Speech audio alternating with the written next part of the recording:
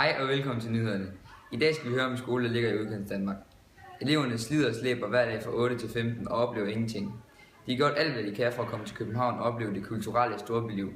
Det eneste, de mangler nu, er bare pengene, men nu vil vi stille over til vores reporter på Brorsonskolen. Her står jeg med 2 elever fra 8. B i Brorsonskolen.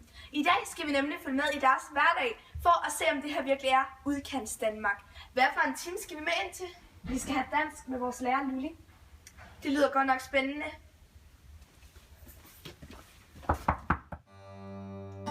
Så har vi det her også. Hvad kan det for eksempel være?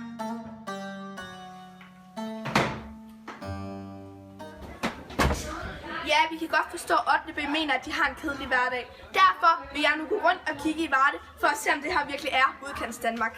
Jeg kan godt forstå, at 8. B synes, at de har en kedelig hverdag. Så derfor vil vi nu gå rundt i Varde for at se, om det her virkelig er udkants Danmark. Den her butik, den er lukket. Nu har vi så været rundt i Varde og kigge, og man må virkelig sige, at vi er kommet til udkants Danmark. Her sker ingenting. Jeg kan godt forstå, at 8. B i Brorsonskolen gerne vil til København for at opleve noget mere. Det var en skoledag i udkants Danmark, og vi kan vist alle sammen se, at vi tjener en fed tur sammen til København. Derfor synes vi, I skal gå ind og stemme på dem, så de kan blive de heldige vindere.